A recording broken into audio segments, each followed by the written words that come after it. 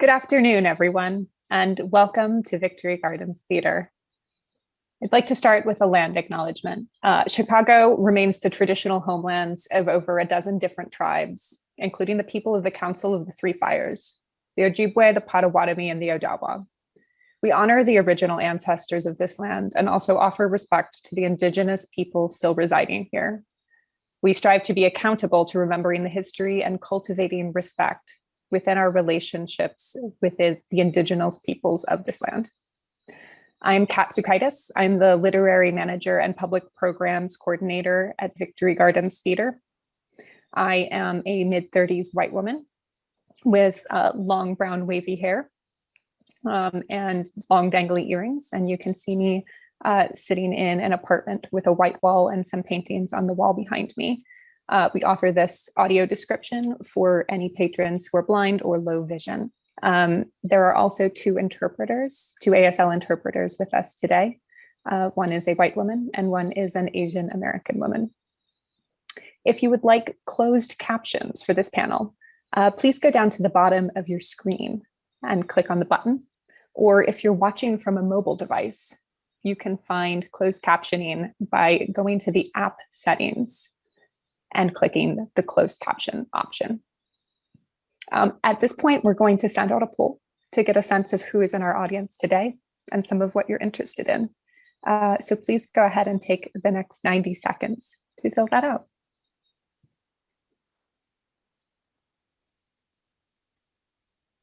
Victory Gardens Public Programs series is designed to bring in experts from across the city of Chicago to talk about some of the most urgent issues facing us in the arts and in our society today. And I am thrilled to welcome you to this panel on theater and accessibility. Today we have some wonderful panelists for you. We'll introduce you to them in just one moment. But I do want to start off by saying that we are all individuals speaking to individuals. And we would love your questions. So please, there is a Q&A function at the bottom of your screen. If you have questions at any point during this panel, please go ahead and put them in the Q&A. We'll set aside some time at the end of the panel to get to those questions. But also please remember, ask these questions with a sense of curiosity and a sense of respect. And I would like us to remember we are speaking to individuals and not ask anybody to speak for their community or communities. And with that, I would like to turn this over to Brian Balcom to get us started. Thank you, Kat. Hello, everyone. My name is Brian Balcom, he, him pronouns. I am the access coordinator at Victory Gardens Theater. I am an Asian male in my late 30s. I have short black hair, and I am wearing a blue sort of thermal long-sleeved crew neck shirt. And behind me is a house. The rest of a house, there are a lot of door frames and walls of different depths, and it's just a house behind me. I have a spinal cord injury. I'm paraplegic. I use a wheelchair, which is off screen. And I am going to throw it introductions to around. So I'll ask each of our panelists to introduce themselves and also to talk about something they are either currently working on or currently looking forward to. So Tekki, can I go to you first? Sure. I am Tekki Lomnicki, she, her, hers. And I am a little person of short stature, and I'm over 50. I'm white. I am wearing a leopard skin top, not a real leopard skin, the print, and a pink sweater and fun pink cat eye glasses. And behind me is my messy living room. And you'll see a bunch of photos on the wall and artwork and a leopard jacket hanging from a coat rack. I am the artistic director of Tellin' Tales Theater. And right now we have a show at Lifeline's virtual fillet of solo. So I'm very excited about that because we are extended till March 7th. Very cool. And then I'm also excited for our musical, Always Greener. And because of the pandemic, we haven't been able to do our workshop production. So we're doing a music video, which we're very, very excited about. So that's it. Thank you. Great. Yeah, and we at Victory Gardens Access Project, we're working with Telling Tales about Always Greener, and hopefully as soon as things get back to normal, or the new normal, we can resume that, and you'll see that workshop on our stage at some point. And I'm just going to go around the horn to Brittany. Hi, I'm Brittany Pyle. My pronouns are she, her. I am a mid-30s white woman with reddish-brown wavy hair. I am wearing a black turtleneck, red lipstick, and over-the-ear black headphones. And behind me is a window with white curtains.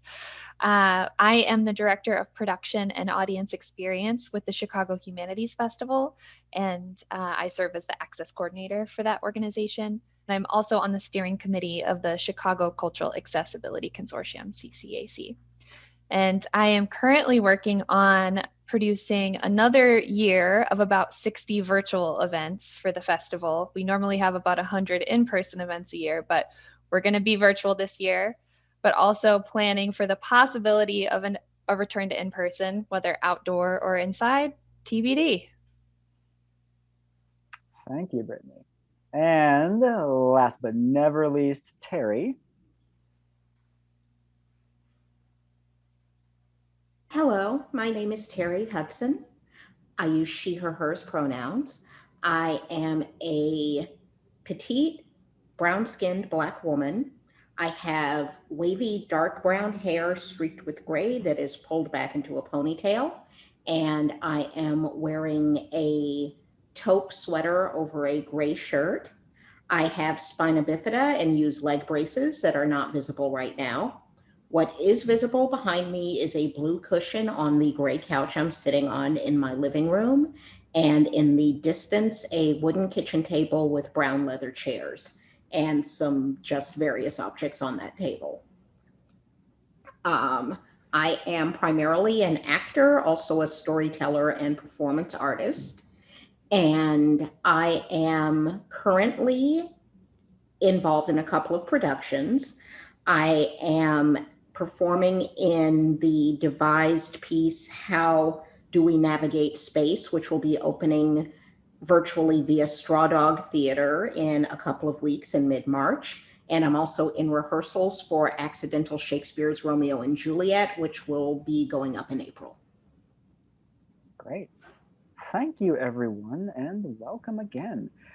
So we have a couple questions that I'm going to ask our panel and panelists, even though I may direct it to one of you, or at least start with one of you. Feel free to jump in and add to whatever each others are saying.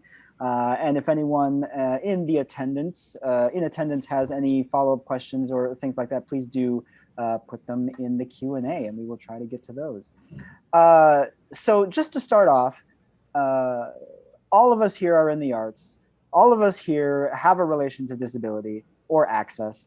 And I'm just curious about how disability has informed or enhanced the work that we do. I know that personally, I didn't necessarily make that connection until recently, which seems a little absurd, but I thought the two things were separate. And then someone, I always had that, a spiel about what kind of stories I liked and what kind of theater I'm drawn to and what kind of characters I'm interested.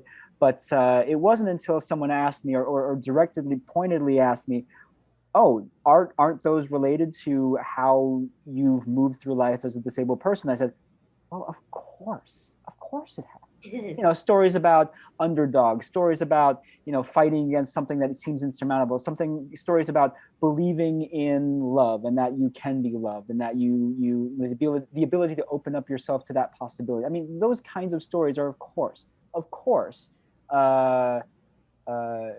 informed by my experience navigating through the world as a disabled person. So yeah, my first question to the group is, how has disability enhanced or informed your work?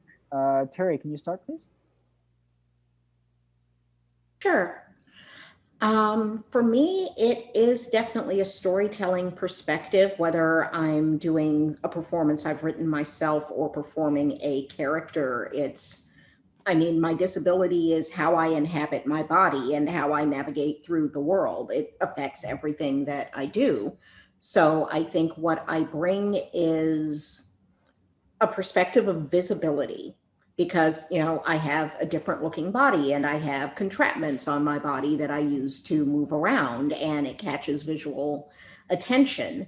And I am physically capable to a degree of walking without my leg braces and not using a wheelchair. I am an occasional wheelchair user, but to me it's become sort of a socio-political point to make sure that I have my chair or my braces with me, because society does so much to try to make disability invisible. And for me, no matter what else I'm doing, it's like I'm doing this in a disabled body, and you're going to look at it and you're going to listen to it and you're going to deal with it. Great, thanks. Brittany or Tekki? I'll let you go first, Tekki. Okay, it has, disability has greatly enhanced my work. When we were first starting out with Tell and Tales Theater, we wrote a play called When Heck Was a Puppy, and it was based on the stories of a folk artist. And her stories were so colorful and wonderful. And Brian, I was kind of like you. I'm like, why should I mention disability? I'm me, and the two were always separate for me. And I was playing this woman, and I walk on crutches, which is something I didn't tell you all. But what was so cool is that I had to do a little video to send to a grantor, okay? And we didn't get the grant. And then they came back and said, you know what, this is such an interesting story, but why doesn't your actor talk about her disability? It would be way more interesting if she did that. All of a sudden, bing, the light went on, and we added some of my story into her story, so that it was shared with the audience. And ever since then, I encourage all of our writers who have a disability, because we work with both disabled and non-disabled, I encourage them to talk about their disabilities in their pieces, because they're personal stories, but not to like dwell, but mention it. But some people like to dwell, such as myself. Anyway, thank you. Yeah, I think at least for me, in a large part of rehab in the hospital is doing what you can to minimize your disability, right? To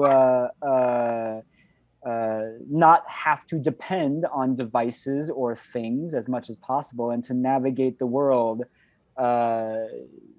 without drawing too much attention to yourself, without needing to ask for help, without needing to point out the fact that you have a disability. And I think that you're right, transfers to art. Is like I'm an artist first if I'm in that space, right?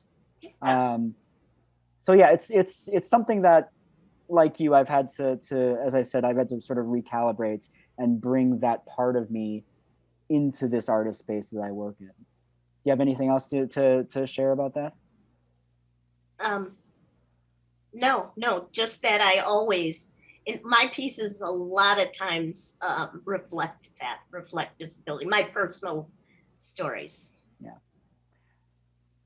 Brittany.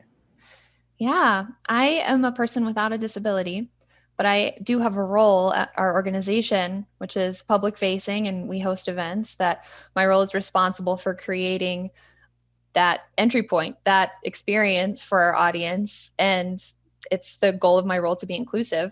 And it wasn't necessarily positioned that way when I was hired way back in 2013. but it's very much how I've interpreted how to shape our work at the Chicago Humanities Festival.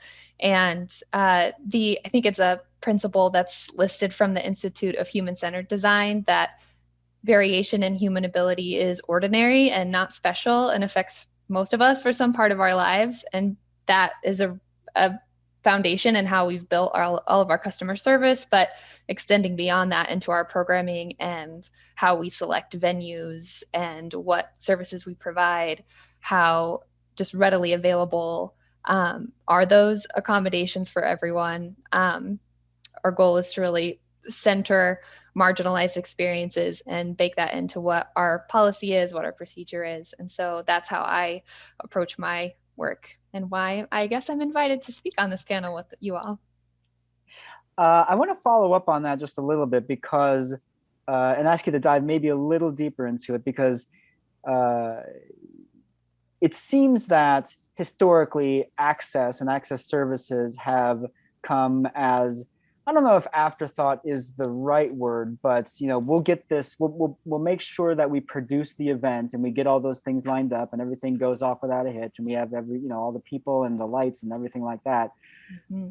And then after all that is decided on or set or implemented or in motion, then it's okay, how then do we make it accessible?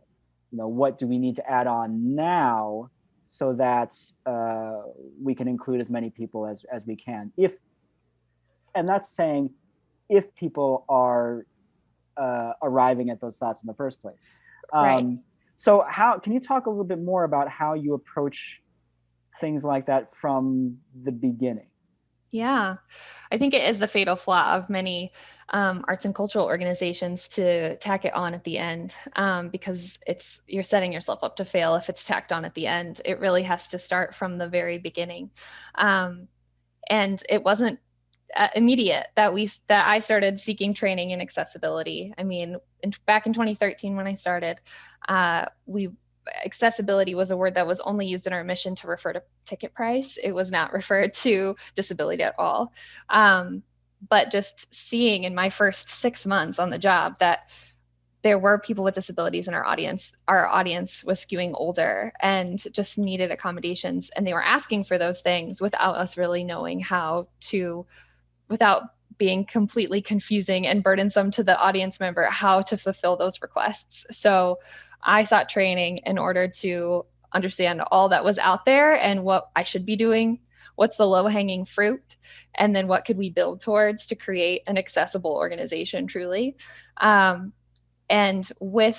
on my own sort of implementing those things, I was the director of audience services at the time. So I was sort of lower on the totem pole, but I could control the training of box office staff and house managers. And I could, at the time, budget for service providers like captioners, ASL interpreters, and audio describers. So I had that power. But as we started seeing success and a lot of growth by offering accessible accommodations upon request and really promoting it, really putting it out there in all of the places in which we interact with the public, and seeing just participation and requesting really grow, and then having those accommodations be good and were reflective in communication with the people with disabilities in our audience, so we could kind of adjust and make sure we're making little improvements along the way. I was able to get promoted because of that work, which was not ever really expected of me. It was not written into my job, but it was just something that it's like, okay, this was the right move. And this is only creating a better audience experience. It's getting us new audience. And so now that I'm on senior leadership, which I took that role of director of production and audience experience, which was sort of created for me based on a couple vacancies, thinking like production and audience experience under one leadership role would be great, because I'm now responsible for taking the programming idea and controlling how it's presented, where we present it, what technology is available, as well as what the customer service path is. So that is very lucky for me and very lucky for our organization that we've been able to move in that path. But I understand for other people who are working in arts and culture, it may feel frustrating that you don't have a position of leadership or power to really push some of these initiatives through. And it takes a lot more to get buy-in and have leadership hear you. Yeah, I think that buy-in and financial support and funding and development are probably, as far as administratively, with the Access Project at Victory Gardens, I think the biggest challenge historically. Even though Access Project has been sort of at the forefront for, especially in the early years, for access services, that's been the challenge. And even now, things like, we have access services, of course, but enhancing those services. How do we push for an ASL shadowcast? How do we push for integrated captions into the design of the set? Things like that need buy-in from the top, and they also need, those kinds of funding and resources. So those are the big challenges that I am, seeing mirrored in the work that I do. And on the artist side, Tekki and Terri, what are some specific challenges that you've found as either an actor or producer relating to either general access or your specific disability? For me personally, there are just so few physically accessible storefronts in town. And that just runs the gamut from, storefronts with barely any budget to there are equity houses that aren't physically accessible. There are theaters that I would love to work with where there are literal physical barriers to my being able to access them. And it's been extremely challenging trying to build a career in this city and get, those credits on my resume when, I go to theater in Chicago and maybe 1 out of every 20 listings is a building I can access. And that's even before you get to typing me out as a Black woman or as a woman my age or as a woman with a certain body type. And it's just been really frustrating. And one thing that I'm kind of hoping is going to come out of quarantine when people go back into occupying buildings, because I know a lot of people have lost or let go of leases because of the pandemic, is I keep telling people when they ask me, just act like the floor is lava if it's not accessible. It's invisible, it's not there, don't use it. Because if you never put yourself in an inaccessible venue to begin with, then you don't have to worry about how to retrofit it into access. Yeah. Just make that an absolute qualification, just like you would a bathroom or a door that locks. It has to be just baseline. Is it level? If there are multiple levels, is there an elevator? Can you get a power chair through the door? If not, move on. It doesn't exist. Don't use it, period.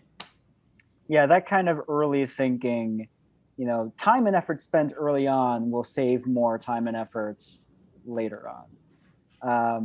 And I mirror those frustrations and share those with you as a director. Rehearsal Spaces, even if the actual physical theater space may be accessible, then the rehearsal space is often off-site in a different building that company is renting, and who knows what that situation is. But you're right, even some of the top 5 big houses in town, there's no easily accessible path to the stage. I know at one that I was apprenticing at, I had to go into the admin wing and then up to the 5th floor, go over, take a different elevator, a freight elevator, down to the stage level. That was the path to the stage. So yeah, yes. Tekki, do you have anything, any specific challenges maybe related to producing? Or I know Tekki is a renowned storyteller in her own rights. Storytelling or producing? Yeah, for me as a producer, it's really hard to find a theater that works, like Terri said, and the thing is, it could be accessible for the audience, which a lot of theaters are really cool about that now. But then when you look at the backstage, it's not. like a lot of times a power wheelchair could not get through the door of the dressing room, or there's like a little, even a 1.5 inch lip to get into something, forget it. So we have had actors sitting behind a curtain throughout the whole show, or they have to appear from the front row. They have to sit in the front row. And also for me, walking on crutches, it's been really hard, you know, especially if there are stairs. And some theaters will help us out, like will build a ramp for us. But, you know, they'd have to really rebuild to fix doors. So yeah, it's the backstage areas that really bother me. Yeah, I think this is, you know, I think a small part of this has to do with, you know, we are in the nonprofit world, and we, you know, are reliant on donors and foundations and things like that to you know, keep these organizations afloat. And if it were a commercial corporate for-profit enterprise, and we, you know, we had a product that was you know, more in demand, I guess is the only way I can think of it. You know, these, you know, when I think of places I've worked in the corporate world, you know, if you ask for something, it's pretty easy to get, be it, you know, a resource or an object or a new office chair, a new keyboard, or, you know, whatever it may be. But I think because we're in the nonprofit sector, and because we're so reliant on donors, it can be a little difficult to raise money for capital improvements, and also access, you know, for things like having 2 ASL interpreters instead of 1, because it's, you know, a lot easier on the interpreters, it's a lot easier on the viewers, the patrons too.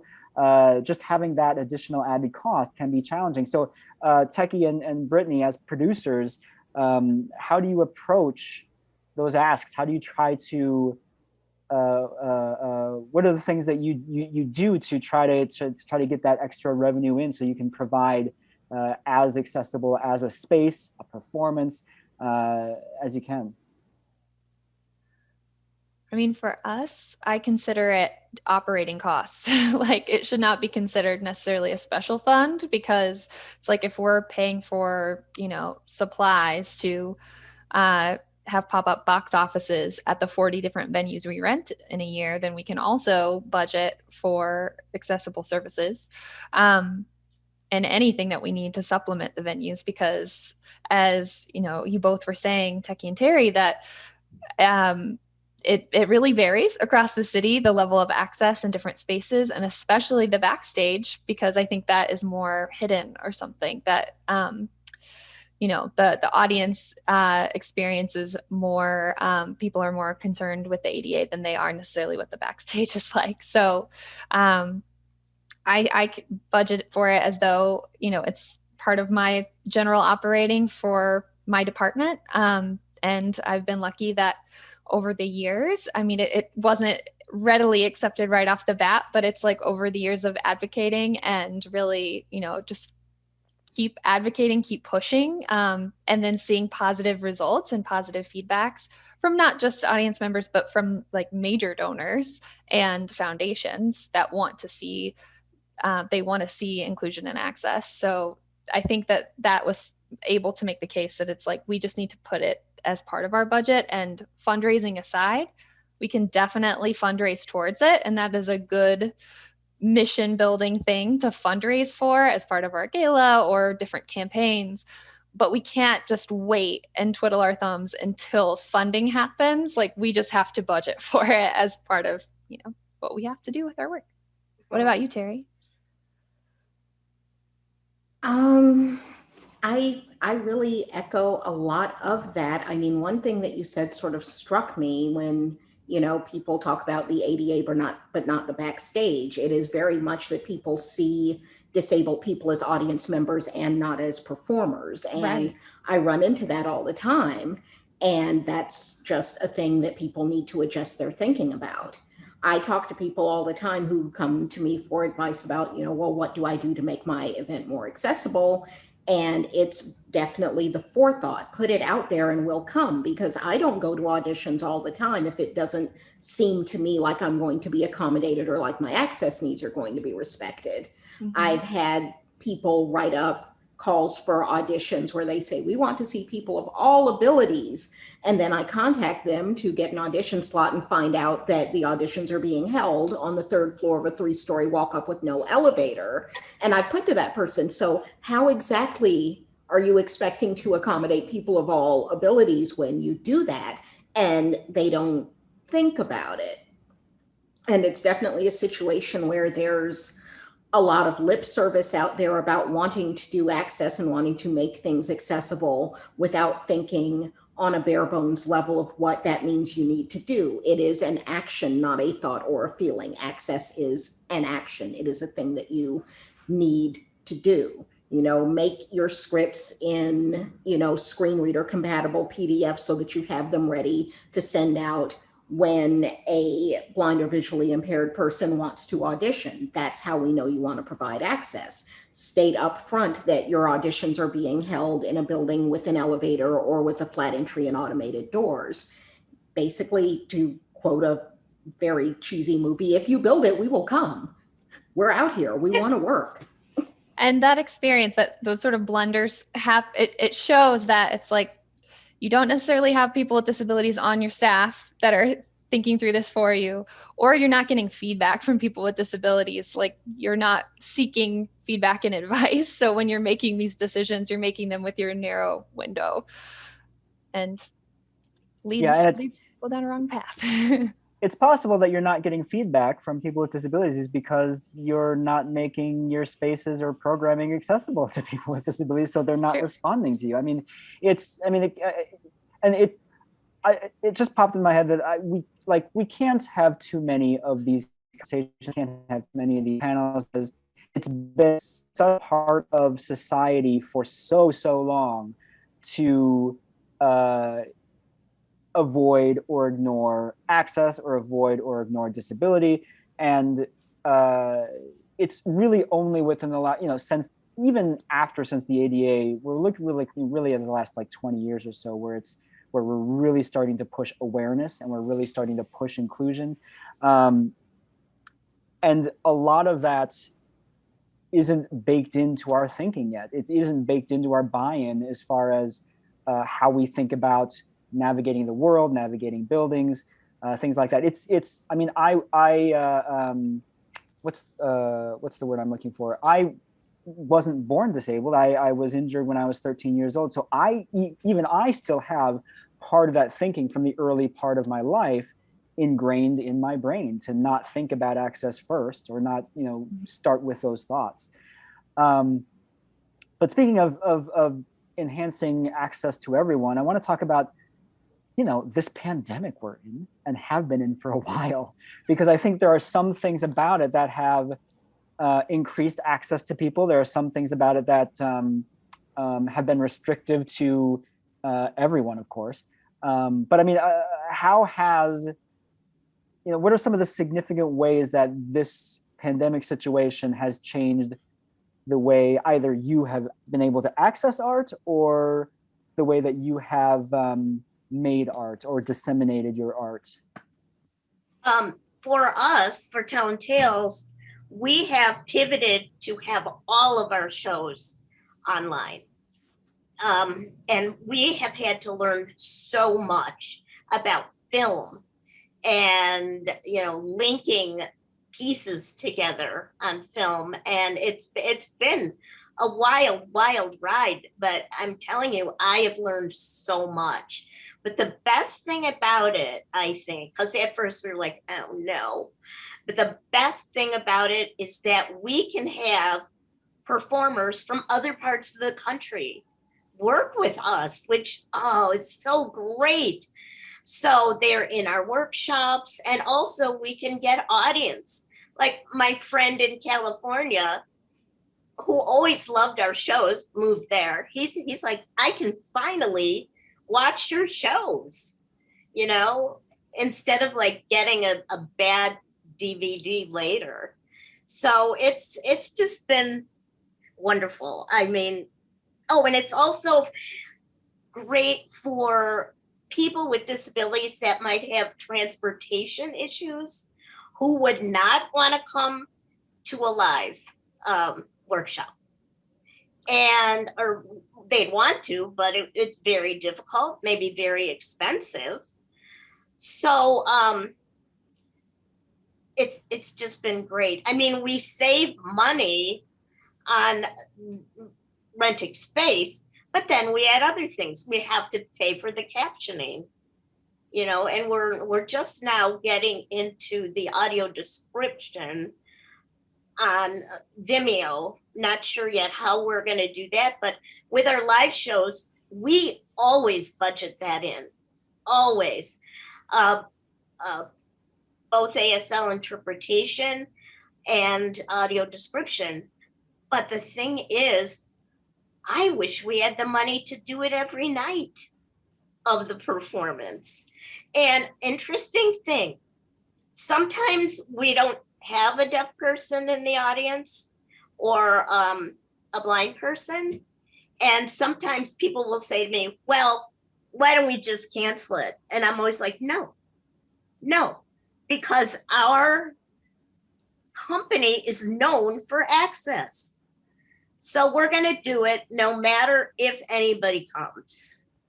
And people love watching it anyway. So I will never stop with telling tales. Anyway.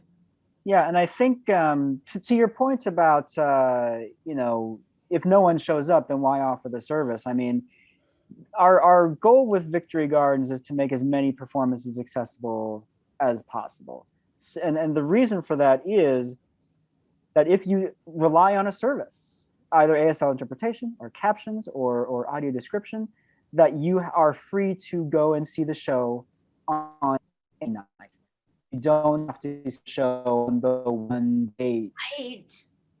If you're not available that Thursday in, you know, coming up in 2 weeks, that you have 3 other options or 5 other options, or hopefully, you know, not too far in the future, 12 other options to go see the show, right?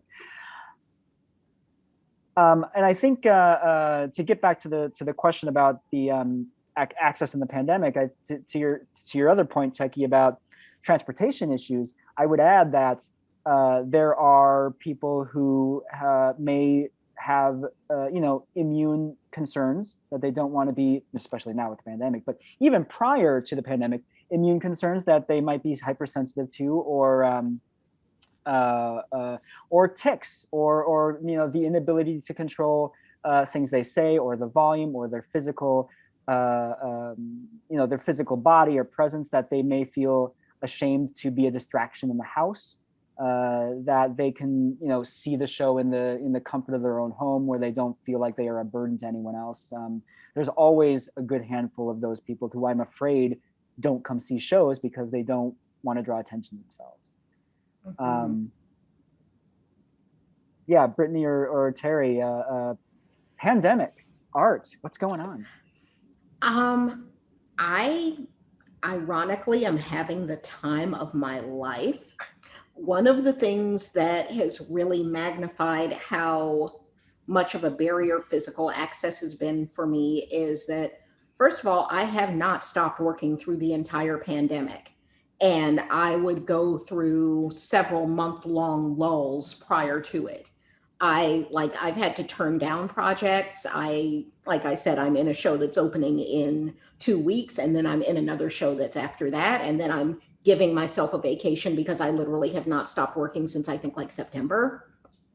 I had a brief break in the summer, but I've just worked continuously. And I have worked with companies whose buildings are not accessible to me, whose rehearsal spaces are not accessible to me. And now that's not a barrier, and I'm working with them. I have been able to perform roles that I would not normally perform in the physical world, things that would have had a lot of physicality or stage combat, which, you know, are things that can be worked around with me, but people's willingness to work around how they're normally used to directing or choreographing bodies is people can be hesitant or just ignorant and not know and not want to do the wrong thing. So they just don't cast you, you know? And it's just been amazing. And I have to say that I'm a little bit afraid of, you know, when we've contained the virus well enough to go back to in-person life, that my career is going to dry back up because people are going to go back to doing what they've always been doing. And I hate that I feel that way, but that's been a lot of my reality. And as an audience member, you know, echoing a lot of what Tekki was saying, I've been able to see friend shows in Europe and in other parts of the country, and to collaborate and work with people from literally all over the world just because we just all get online and do it. And it's just been amazing as both an artist and an audience member. And I really hope that we somehow find a way to keep at least some of this. Totally agree. I feel like going virtual has been a big boon for accessibility. It's true that people can watch from wherever, and we've seen, you know, not just Chicagoans now, it's like people from all over the world watching, but also we're saving the money on the venue rental. We're saving the money on flying people into Chicago, and we can apply and protect that money for access. And so we knew from the jump that we would caption everything. There's just automatically more of a communication barrier in a flat space that we were like, we're going to caption everything. So we're doing less. We're not going to do 100 events. We're going to shrink it down to about 60. So we could afford to caption everything. Before in in-person times, we would build out a budget so that we could automatically caption all of our headlining events and then preserve money for requests for individual programs to be captioned, or ASL on request, or audio description on request. But in this virtual space, we caption everything. And then in the registration pathway, also allow people to request sign language or audio description, or we'll automatically book sign language or audio description if it fits the content. If that makes sense from the jump, that like, this is a disability focused talk, we're going to have the full shebang. And I also am thinking about, like, we're setting this expectation. We've like achieved this level of access of captioning everything, at least, which we weren't doing before. And I'm thinking more and more about how doing this many events in a year it hampers quality. We're only about 15 people on staff now. I would love it if we didn't scale way, way back up so we could actually focus on quality and accessible experiences. We're getting a little close to our time here, and I just want to use this opportunity to remind people that if you do have questions for us, any of us, please put them in the Q&A. If not, that's perfectly fine. We'll just keep on talking. We'll just do that. That's all right. So what I want to dream with everyone for a second here. If you could, what are your dreams for access, for accessibility, or disabled stories, storytelling, narratives?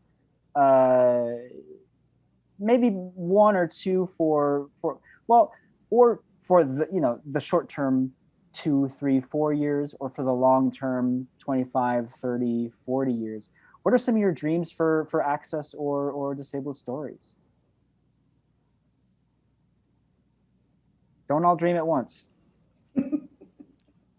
Well, my dream is that disabled actors are treated and considered equal to actors without disabilities. I know that's big.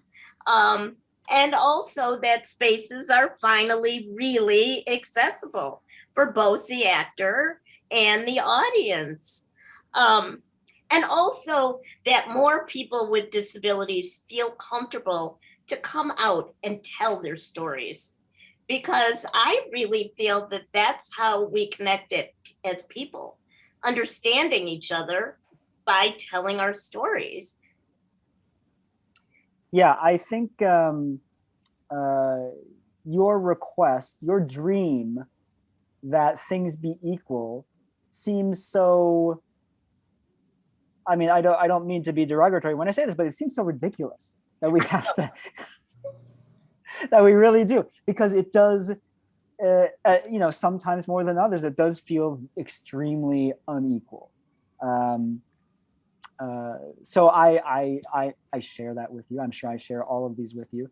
But I agree. I mean, when I was, to your second point, the desire for actors to come out and be and feel comfortable being on stage and being the focus point, and having everyone look at them is important. When I acquired my disability, and I was an actor before that, and in the 90s, I looked around and I said, this isn't a place for me, right? The stories weren't being written well and nobody was casting. And so I started directing. But that's why I sort of gave up acting, so to speak, is because it wasn't there. Go ahead. I was going to say that's why my friends and I formed Tell and Tales Theater, because, hey, I wanted to act and I wasn't being cast. So why not start our own company? And it's been rough. I mean, it's much better now, but that's one reason why we started it. Yeah. Other dreams, more dreams. One of the reasons that I quit doing solo work, which I have done, my BA thesis was a solo show, and I've actually written and performed like 6 or 7 solo shows, is because it got treated for so long, and I think still is to a degree, that the industry has decided that that's the answer for people who they consider difficult to cast. It's like, well, you should just go and write and do your own work. And I've really dug my heels in going, no, I don't want to. I want you to cast me. And the thing about it is that people seem to not realize is disabled people are everywhere and we do everything. We hold every type of job. We have every kind of human interaction. We have every kind of relationship. So when you look at a casting breakdown, there's, with very few exceptions, no reason any of those characters can't be a disabled person. You might want to decide like which disability, depending on what it is, but we exist in life, we exist in public life, we exist in the world, and we belong in the world, and we belong in stories, and we belong on your stages. Never have I seen a script where in the character description it says, Jeff, 40s, not blind, married, 60s, not in a wheelchair. I've never seen that. And I hope I never see that. But you're right. Like there's no I don't think there's ever been a limitation on the physical ability of any character in any play I've ever read. And it's all about casting directors and writers and the people up top who buy into the idea that everyone is just as eligible and talented as everyone else and capable. To share a dream with you that I think I share with my fellow CCAC steering committee members, is that something like the Chicago Cultural Accessibility Consortium one day could just be obsolete because everyone already knows. Everyone is already equipped with the training about accessibility, disability awareness. Everyone has upgraded their venues. Everyone has appropriately budgeted for services and just bakes everything in. I mean, it's going to be a while until I think we need access coordinators that are really advocating within staffs. But I hope that is, in our lifetimes. I hope that's sooner rather than later, that it's just more at our fingertips. And that our jobs, Brittany, as access coordinators will be obsolete, yes. Yeah, make the role obsolete. Put ourselves out of work. Yeah.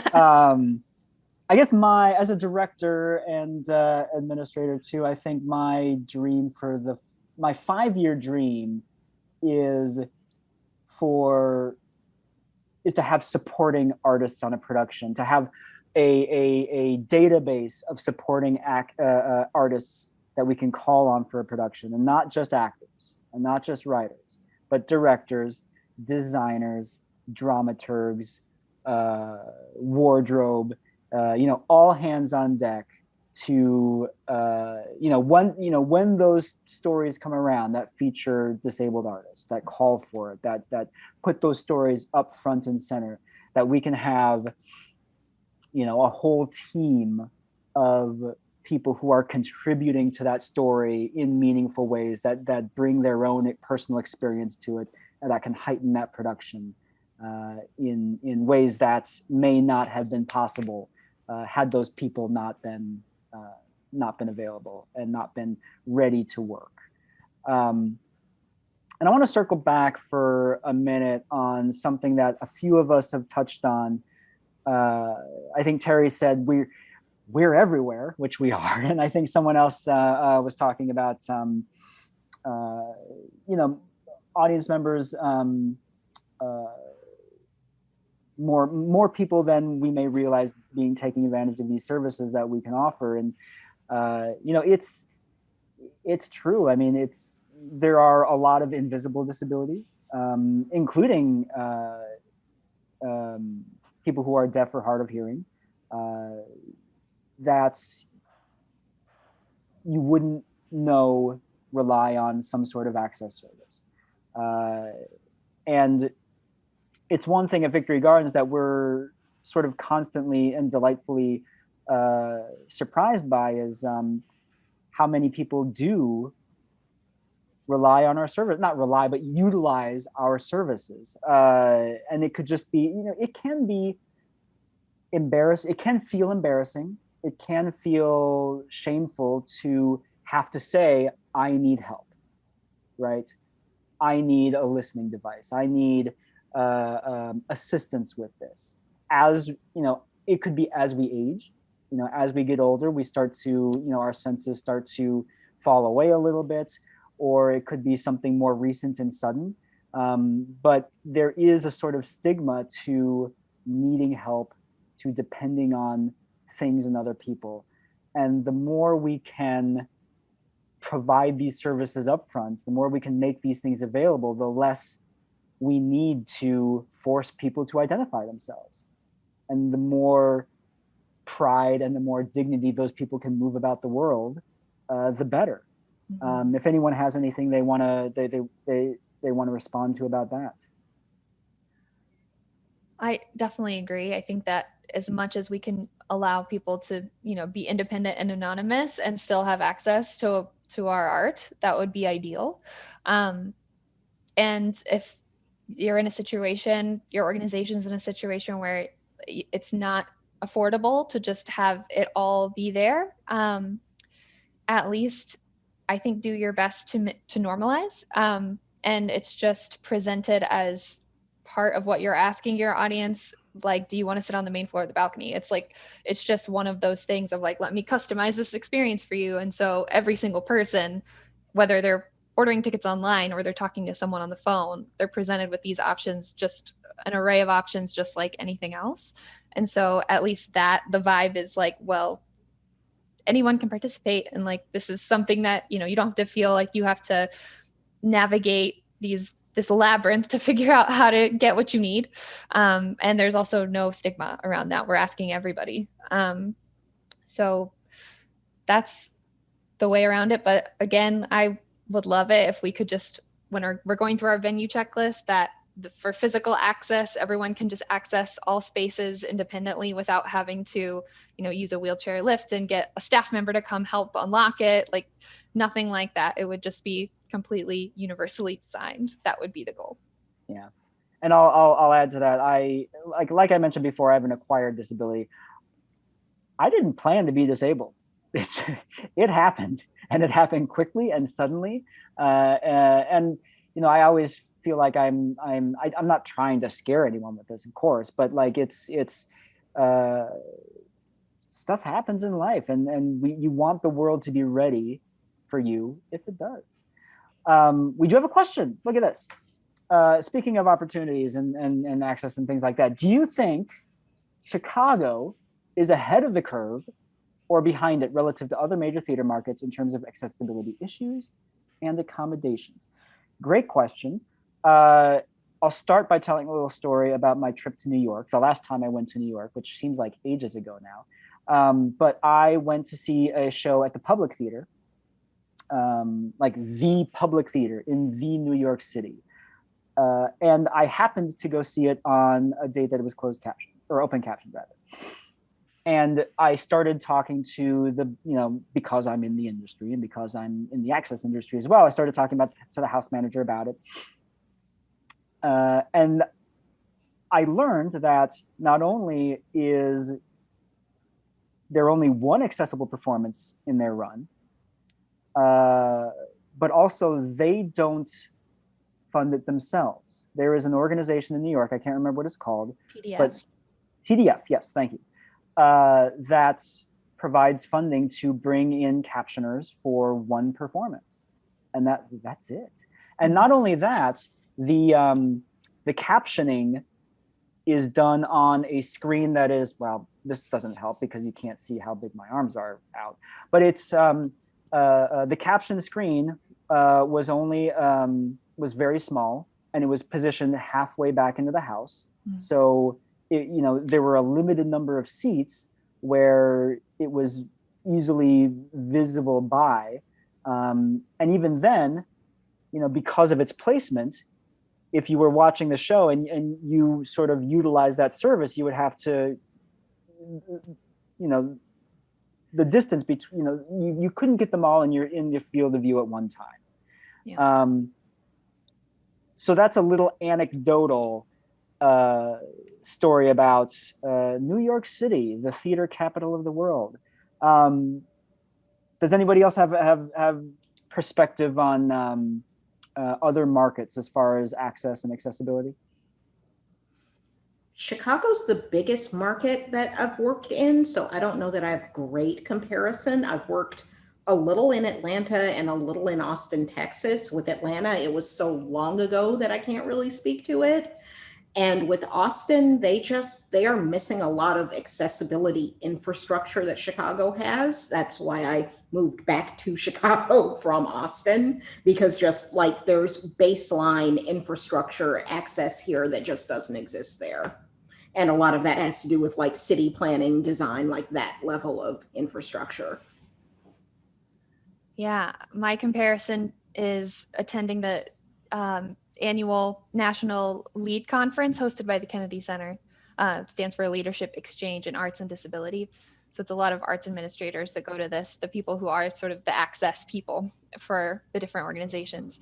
Chicago always sends the most people, or Chicagoans elect to go the most. But I do think Chicago's ahead of the curve, but I will say we can't rest on our laurels or anything, because it's ever evolving and there's always new technology to learn. There's always new things to implement. And also I think that it is still unfortunately very heavily dependent on the individual people, like yourself, Brian, who's like working at Victory Gardens. It's like, if you were to leave, does accessibility take a huge step back? I've had people who, a dear friend and colleague work at Steppenwolf, and without him there, I'm not sure what accessibility is like. I'm sorry for any Steppenwolf people in the audience, but I hope you're still fighting the good fight and keeping accessibility in the forefront of your mission. But I think it really is dependent on the individual people and what they bring to that staff fabric. So I think it is something that's ever evolving, but I do think Chicago is pretty strong in the access world. Yeah, technology is going to be potentially very exciting. I